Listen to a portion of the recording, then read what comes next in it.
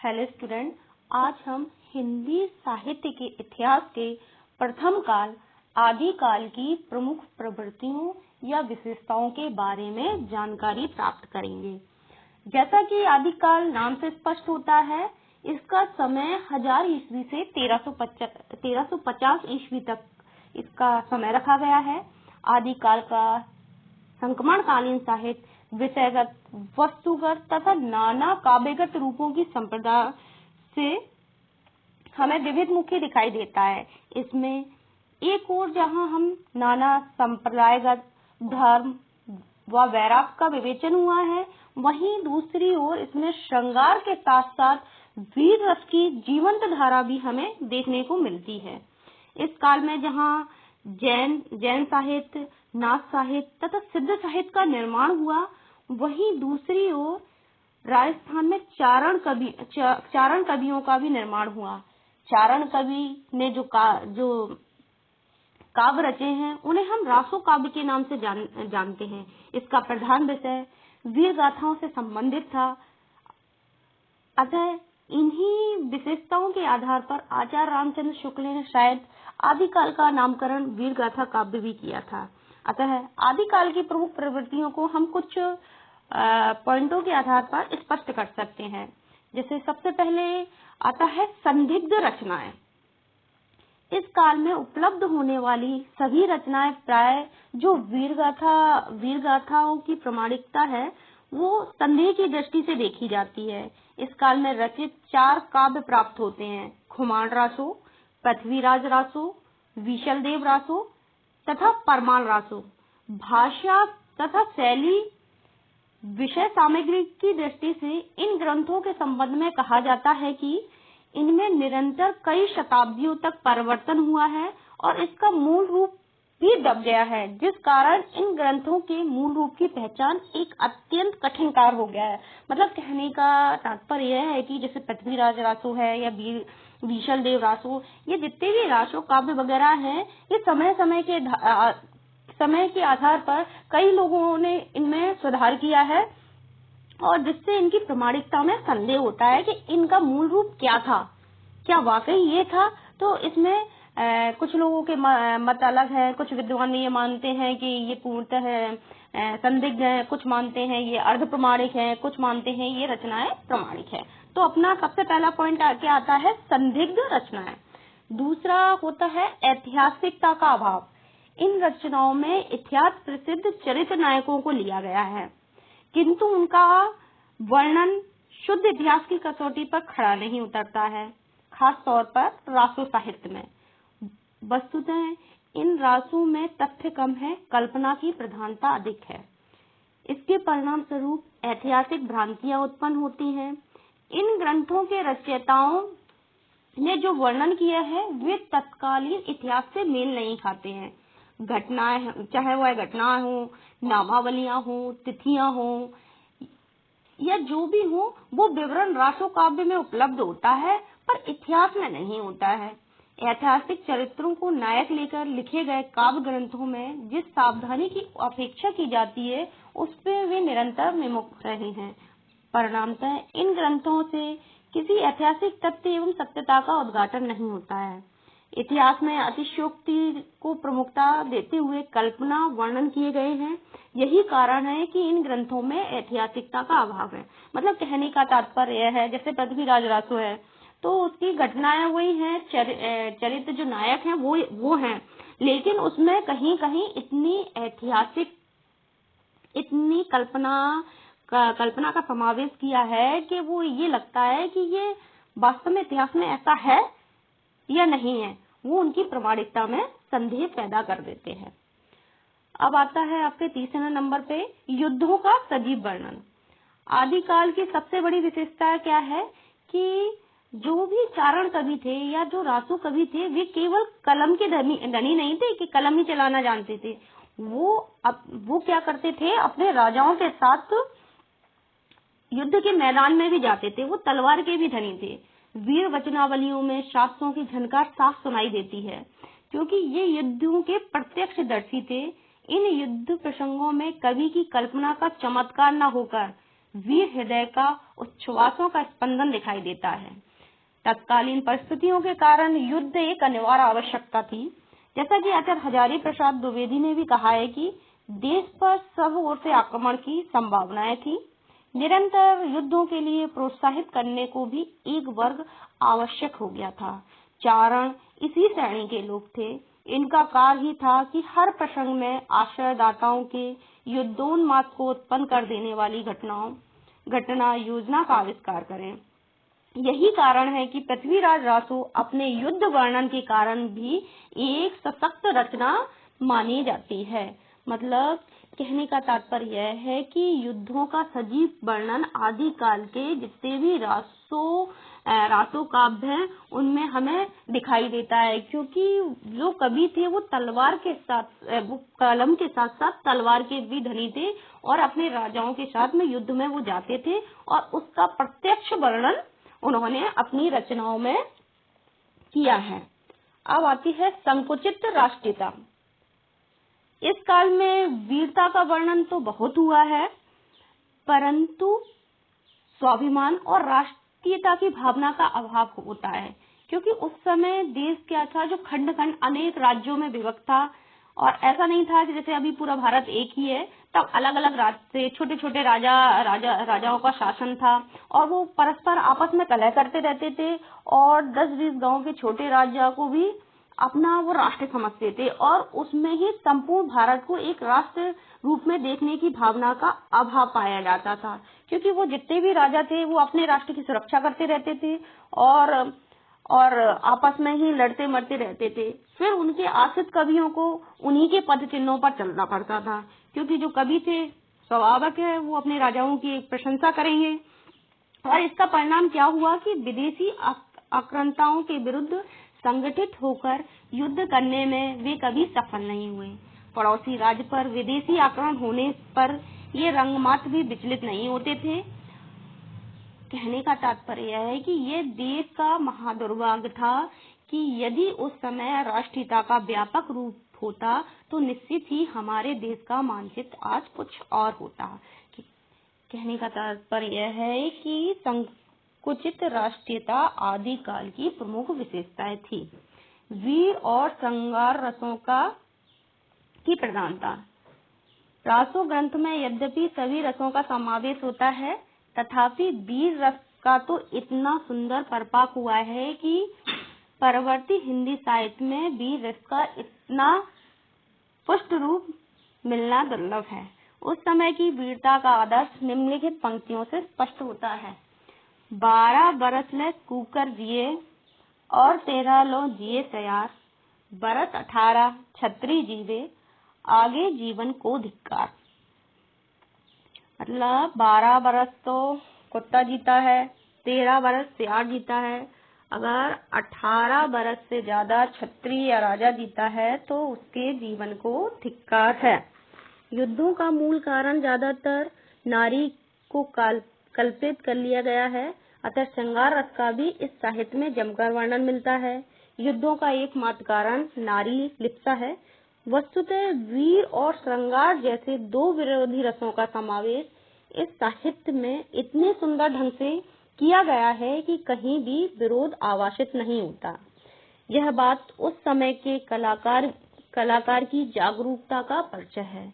वीर गाथाओं में शांत और हास्य रस को छोड़कर अन्य सभी रसों का समावेश हमें देखने को मिलता है। श्रृंगार रस के वर्णन के अंतर्गत इन्होंने षड्ऋतु वर्णन, नक्सिक वर्णन आदि काव्य रूढ़ियों का सम्यक निरूपण आदिकाल में हमें देखने को मिलता है। 6वें नंबर पे आता है आपका प्रकृति चित्रण।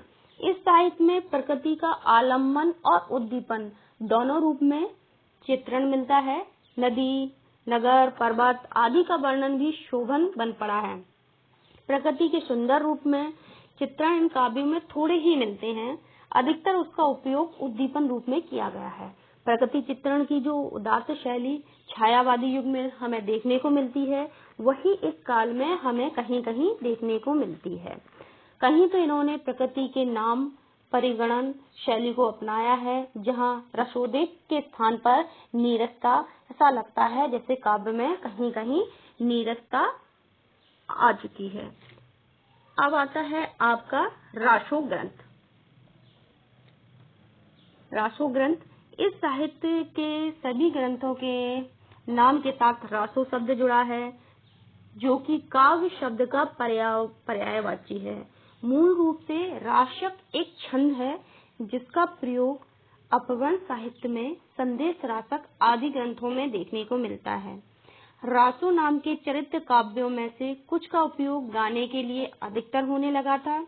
इसे जनवाणी ने धीरे धीरे अपने समय के अनुरूप करते करते इसका पुराना रूप ही बदल दिया, और प्रत्यक्ष उदाहरण जैसे आलाखंड है का प्रत्यक्ष उदाहरण श्रावण के महीने में आलाखंड अधिकतर गाया जाता है। ऐसे ही रासो काव्य में संदेह रासक है, उपदेश रसायन रासक है, भरतेश्वर बाहुबली रासक है, जो जैन ग्रंथ है। पृथ्वीराज रासो, आपका विशल देव रासो, परमाल रासो, ये सारे ग्रंथ रासो ग्रंथ के अंतर्गत आते हैं, और इनका ज्यादातर प्रयोग चारण या भट्ट गांव-गांव में जाकर अपने राजाओं या आश्रयदाताओं की प्रशंसा के रूप में करते थे। अब आता है 8वें नंबर पे आपका काव्य के दो रूप। वीर गाथाएं, मुक्तक और प्रबंध दोनों ही रूप हमें आदिकाल में काव्य के रूपों को में देखने को मिलती हैं। प्रथम रूप का प्राचीन उपलब्ध ग्रंथ विशल देव रासो है, मुक्तक काव्य का विशल देव रासो है, और दूसरा यानी कि प्रबंध का रासो पृथ्वीराज रासो है। उस समय की कुछ रचनाएं अप्रमाणिक हैं तथा कुछ अर्ध प्रमाणिक हैं तथा कुछ प्रमाणिक हैं और नोटिस मात्र हैं। जैसे भट्ट केदार का नोटिस मात्र मतलब नाम मात्र की रह गई हैं।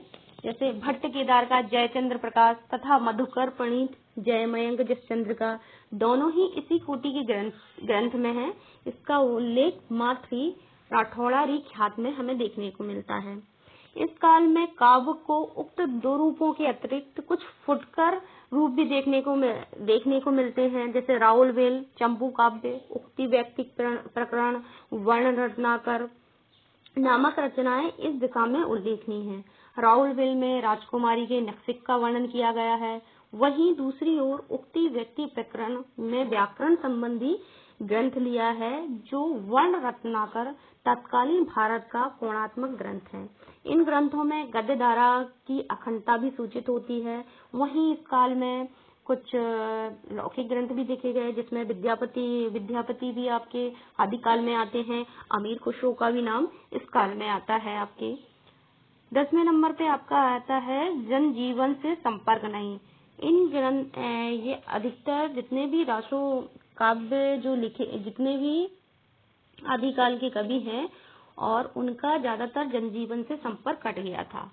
इन ग्रंथों में सामंती जीवन हमें पूर्ण रूप से उभर कर आता है। इनका जीवन के साथ जनजीवन के साथ कोई संबंध नहीं है।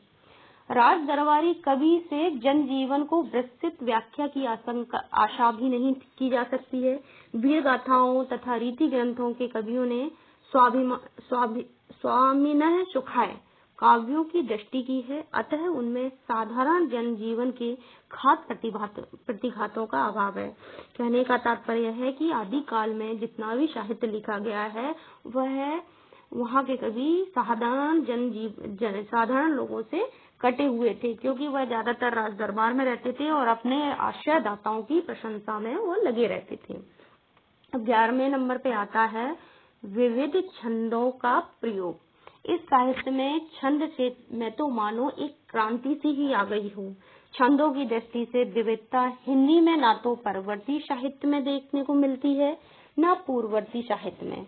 पृथ्वीराज रासो में अनेक छंदों का प्रयोग हुआ है, जैसे दोहा, गाथा, पद्दरी, तोमर, टोटक, रोला, उल्लाला, साटक, कुंडलियां, ऐसे कई छंद हमें देखने को मिलते हैं। छंदों का प्रयोग बड़ी कलात्मकता के साथ किया गया है। छंदों की विविधता के ही कारण चंद्रवरदाई को छंदों का सम्राट कहा जाता है और उनकी रचना पृथ्वीराज रासो को छंदों का अजायब घर कहा जाता है। आचार्य हजारी प्रसाद द्विवेदी ने रासो के छंदों की विशेषता पर प्रकाश डालते हुए कहा है, रासो के छंद जब बदलते हैं श्रोता के चित्त को प्रसंगानुकूल नवीन कंपन उत्पन्न करते हैं। कहने का तात्पर्य है कि इस काल में के कवियों ने बहुत सारे छंदों को प्रयोग किया है और तरह तरह प्रसंगों के अनुकूल उनका उपयोग किया है। 12वें नंबर पे आता है डिंगल पिंगल भाषा का प्रयोग। आदिकालीन रासो साहित्य में जिस भाषा का प्रयोग किया गया है वह आधुनिक हिंदी से बहुत भिन्न है। अपभ्रंश और राजस्थानी भाषा के जिस मिले जिले रूप का चारण कवियों ने रासो ग्रंथों में प्रयोग किया है उसे हम डिंगल नाम दिया जाता है। इसी प्रकार तत्कालीन अपभ्रंश और ब्रजभाषा के मेल से बनी भाषा को पिंगल कहा जाता है, जिसका उपयोग भी इन ग्रंथों में किया गया है। वीर रस के भावों को व्यक्त करने की अद्भुत क्षमता डिंगल पिंगल भाषा में हमें देखने को मिलती है। संस्कृत की तत्सम शब्दावली के साथ साथ तद्भव शब्दों का भी प्रयोग इन काव्यों में हमें प्रचुर मात्रा में मिलता है। तो आदिकाल में डिंगल पिंगल भाषा का प्रयोग हमें देखने को मिलता है। फारसी शब्द, तत्सम शब्द तथा हमें जैन साहित्य में अपभ्रंश तथा विद्यापति की रचनाओं में मैथिल भाषा का प्रयोग हमें देखने को मिलता है। और अमीर खुसरो एकमात्र आदिकाल के ऐसे कवि हैं जिन्होंने खड़ी बोली में काव्य रचनाएं आदिकाल में ही प्रारंभ की थी। अब 13वें नंबर पे आपका आता है कलात्मक अभिव्यंजना। इस समय के कवि की प्रतिभा का विस्तार नाना रूपों में हमें देखने को मिलता है। उन्होंने नाना विषयों को जिसका कौशलपूर्ण अभिव्यंजना की है, चाहे वह धर्माशय नाथों के कवि हों, चाहे वह सिद्धों हो जो हटमार्गी हो, चाहे वह लोकाश्रित खुशों की पहेलियां हो, चाहे वह वीर रस की ओजस्विनी कविता हो, सर्वत्र उस समय के साहित्यकारों ने अपनी परिष्कृत साहित्यिक अभिव्यक्ति का परिचय हमें दिया है और अलग अलग शैलियों के माध्यम से हमें देखने को मिलता है। आदिकाल की कुछ प्रमुख विशेषताओं में चरित्र वर्णन की भी प्रमुखता हमें दिखाई देती है। युद्धों का सजीव वर्णन हमें दिखाई देता है। काव्य में उपनाम लेखन की भी परंपरा है। शिल्प विधान है। कथा रूढ़ियों का भी निर्वाह आदिकाल में हमें देखने को मिलता है। आश्रयदाताओं की प्रशंसा भी हमें इस काल के कवियों में देखने को मिलती है। विविध छंदों का प्रयोग कवियों ने किया है। अलंकारों का स्वाभाविक प्रयोग इन कवियों ने भी किया है। तो इस प्रकार से हम कह सकते हैं कि आदिकाल की प्रमुख विशेषताओं में आपकी कौन कौन सी विशेषता आती हैं। सबसे पहले अगर हम पॉइंट में लिख लें तो हमें पढ़ने में बड़ी आसानी होगी। सबसे पहले आती है संदिग्ध प्रामाणिकता। दूसरे नंबर पे हमने ऐतिहासिकता का अभाव लिखा है। तीसरे नंबर पे युद्धों का सजीव वर्णन। चौथे नंबर पे संकुचित राष्ट्रीय भावना आती है। 5वें नंबर पे वीर एवं श्रृंगार रस का प्रयोग आता है। 6वें नंबर पे प्रकृति चित्रण। 7वें नंबर पे रासो ग्रंथ। 8वें नंबर पे काव्य के 2 रूपों का प्रयोग। 9वें नंबर पे जनजीवन से इन कवियों का संपर्क नहीं था। 10वें नंबर पे छंदों का विविध प्रयोग आता है। 11वें नंबर पे डिंगल पिंगल भाषा का प्रयोग। 12वें नंबर पे कलात्मक अभिव्यंजना आदि हमें आदिकाल की प्रमुख विशेषताओं में देखने को मिलती है। इस प्रकार हम कह सकते हैं कि आदिकाल का साहित्य ऐतिहासिक और साहित्यिक दोनों दृष्टियों से अपना साहित्य में महत्वपूर्ण स्थान रखता है। भाषा विज्ञान की दृष्टि से यह साहित्य अत्यंत उपादेय है। रासो साहित्य की प्रवृत्तियां तदयुगीन परिस्थितियों की देन है।